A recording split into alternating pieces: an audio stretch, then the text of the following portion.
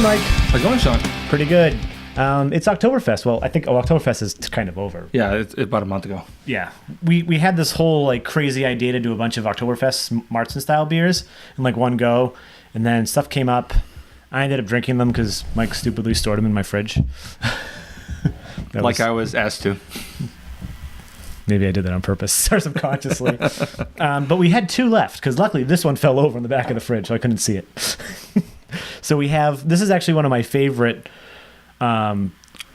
easily attainable Oktoberfest, which is Spaten out of, this is straight up from Germany. I really hope it's still brewed in Germany. Yeah, it says imported by St. Louis. Yeah, brewed in Munich, okay. Yep. And then this is one of our favorite breweries' version of their Märzen. I think they've been brewing for the last 2 years, maybe 2 or 3 years, called Oldenburg by, so this Night Shift. This is their Märzen style lager. They released this for their Oktoberfest festival that Mike and I went to about a month ago or so. So would you like to explain what a Märzen is to the people that don't know? According to Wikipedia, Märzen has its origins in Bavaria, probably before the 16th century. A Bavarian brewing ordinance decreed in 1553 that beer may be brewed only between 29 September and 23 April. The Märzen was brewed in March. March is German in March. I get you. According to a special recipe that allowed the beer to last, while the brewing of new beer was forbidden between 24 April and 28 September. The original Märzen was described as dark brown, full-bodied, and bitter. The beer was often kept in the cellar until late summer, and remaining bottles were served at Oktoberfest. Now, I believe that that law was decreed only because of the bacteria that would grow during the summer. Yeah, it wasn't some sort of mean thing. It was just for safety. Yeah, I like Märzens. I used to like them a lot more. Mm-hmm. I used to love St. Adam's Oktoberfest. Oh yeah. And then that just steadily just went downhill, like literally steadily. Like every year it got like worse and worse and worse. Did it get worse or just It's probably our palates. Yeah. So which one are we going to start with? I think we start with the Spaten. Okay. That's like our baseline. The OG. Now, can I open it? Yeah. With my new bottle popper? Holy smokes. Yeah. That thing looks like it could literally kill someone if you threw it at somebody. I think we can retire that one and move on to this. Unless it's impractical. It doesn't seem like it's... Have you opened anything with it yet? Not yet. Okay, let's see. I just opened it on the way here. Nice. Yeah. I'm okay with adding a little Batman to our beer. Yeah. We'll hang this one up just for posterity. Yeah. Awesome. Sweet. So Spaten Oktoberfest, world's first Oktoberfest beer. I don't know how real that is, but the beer of Munich's famous Oktoberfest, aromatic, savory, gold colored. That's all it says on the website. 5.9% alcohol. Original gravity was 13.7%. What? How's that out? Oh, maybe it's like the actual, I think, there's different ways to measure gravity in different countries. I think that's what it is. I don't understand that. Now, we decided to go with Snifters because, balloon glasses because, we didn't have any Steins. And I think splitting a 12-ounce beer, even if we did have a Stein, would look really, really sad. So we're using our, to have the same glass, we're using our Smutty Nose Big Beer Series balloon glasses. The head is like literally being blocked by the...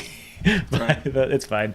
It kind of dissipated quickly. It looked like a caramel looking head. Yeah. Yeah. And the coppery, dark copper color, fizzy. Pretty clear. Definitely filtered. I'm like, what are you expecting to get on the nose? I'm expecting like lots of caramel. Yeah. Malt. I'm getting some malt. Bready sweetness. I'm getting a little bit of booziness. Yeah, I was gonna say you getting a little bit of alcohol, right? For 5.9%. Yeah, and you get like almost like a peppercorn kind of smell to me. Ooh, I think I get what you're talking about. But you're definitely getting that breadiness. You're getting a little bit of alcohol. You're getting a little bit of that caramel, that malty sweetness, and then I'm getting that peppercorn as well. Do it. Cheers. Just.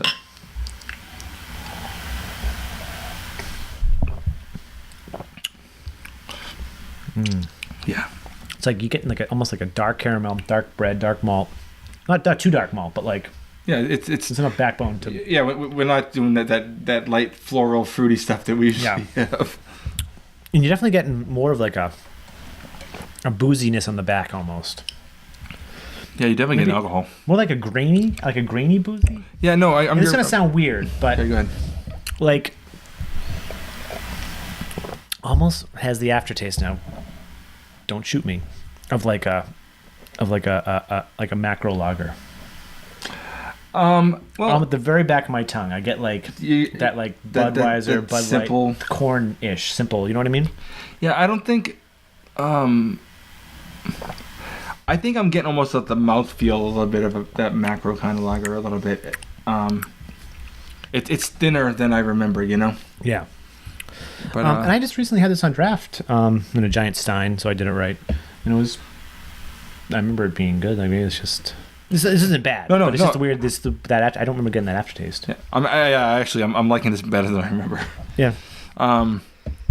But yeah, it's not overly complicated. This is a drinking beer, you know. Drinking man's beer, yeah. Yeah. And I would drink this over most beers you find at your average market. Oh, for sure. You know. I love seeing this pop into the stores every year. I'm like, yep, it's that time. It's this or like Hofbrau. Or Sam Adams Oktoberfest. Yeah, that. Yeah, actually, Are you starting to get what I was getting?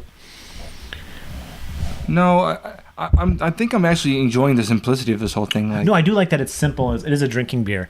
Like, I could have a couple of these in the fridge and just pound them back on like a Friday night. Yep, me too. So what are you thinking?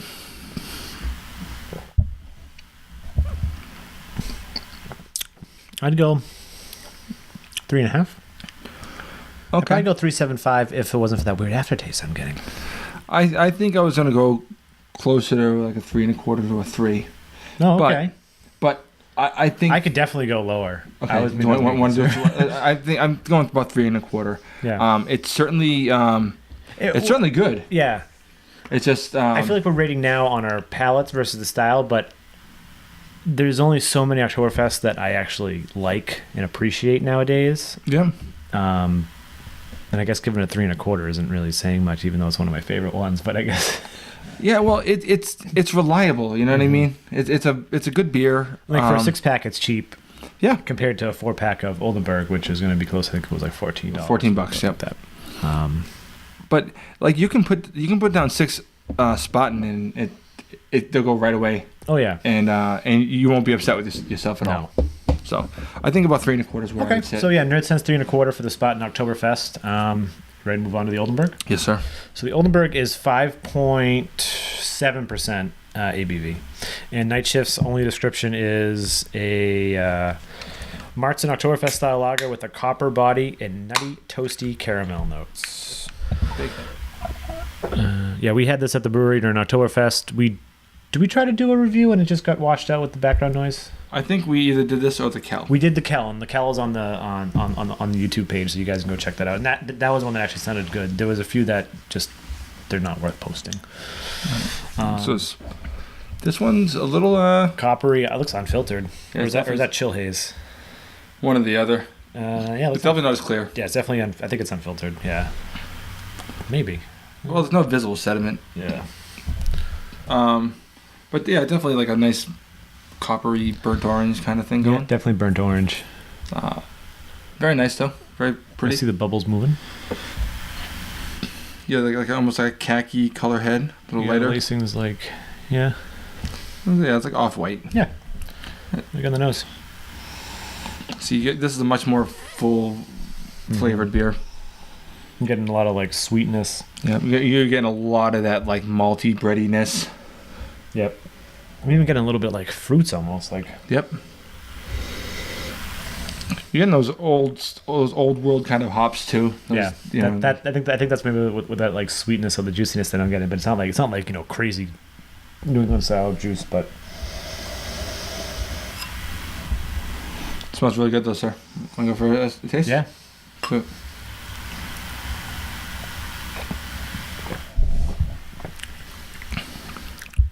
Wow. The differences are really striking. This is a much bigger beer. It's really rich, bready malts. You're getting that nice caramel. Getting yeah,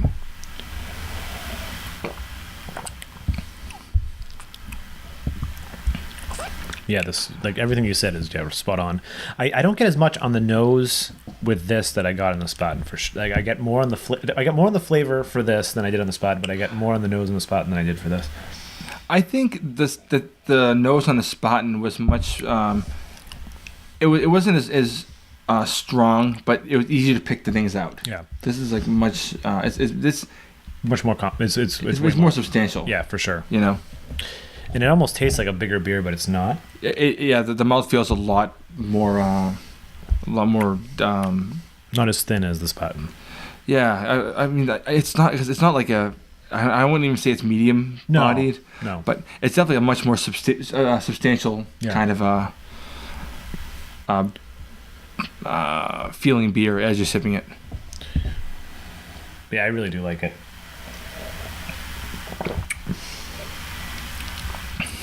Like, I think I would say this is one of my favorite Oktoberfest, but like, it's if I had to choose, I'd probably pick a Spaten, not at a bar, but like picking up beer at the store just for price point. I think. Yeah, I think I understand that. Yeah, I'd probably definitely still buy this over the course of when it's on sale during Oktoberfest season. Yeah. But I think I'd probably, if I was going for an Oktoberfest, if I was going to a quick party, I'd probably just pick up some Spatens. Yeah, you can't go wrong with the 6-pack of Spaten. But this, in my opinion, is the superior beer. Mm-hmm. Which is like we're gonna be struck down by the beer gods by saying that like an original Oktoberfest beer isn't as good as. Well, I mean, you like what you like, man. Yeah, that's a good point. And this is how I feel. Yeah, I mean, I don't think we've. Yeah, like I feel like even Jack Sabby's Copper Legend is. It's really nice beer too. Yeah, so it's like it's just I don't know. I guess it's just with the way things are being brewed now. There's just more complexity, more flavors, more. It's just it hits the palates of people today, right? Like, but also you got to think too that this Spaten is brewed in Munich. Yeah. Then it has to travel halfway around the world. I'm sure drinking this fresh from the source would be. We'd have a completely different experience. I drank some really good Oktoberfest style beers over there. There was one guy I work with who kept saying, because we both work at the same company, we both traveled to Germany a few times. He was saying that this reminds him of drinking beers there, Märzen's in Germany. I was like, I guess, but a lot of the Märzen's I drank in Germany were just like little micro breweries that. Yeah. But. So what do you think about this one then, or do you want me to give first bid? Go ahead. I'm thinking I would go 3 3/4, and at a high reach maybe a 4, but I think 3 3/4 is where I say 3 3/4. I'll go. You'll go with that one, okay? 3 3/4 for Night Shift's Oldenburg Märzen style Märzen style lager. I'm really enjoying this actually. Yeah. I'm sad this is the last can. So Nerdsense 3 1/4 for Spaten Oktoberfest, and Nerdsense 3.75 for Night Shift's Oldenburg, both Märzen style lagers. I think this is our first dual review, right? And we wouldn't call this like a battle beers thing, like no, it's just a description of styles. Yeah, I think it was more. Yeah, we just didn't feel like doing them separately for time, and it just made sense. Cool. Yeah, cool. Like the video, subscribe to the YouTube channel, nerdsense.net. From there, Facebook, Instagram, Twitter, Google+, and then Untapped pages are here. Any final thoughts? No, sir. Cool. I'm Sean. And I'm Mike. And this is Nerdsense Drinks.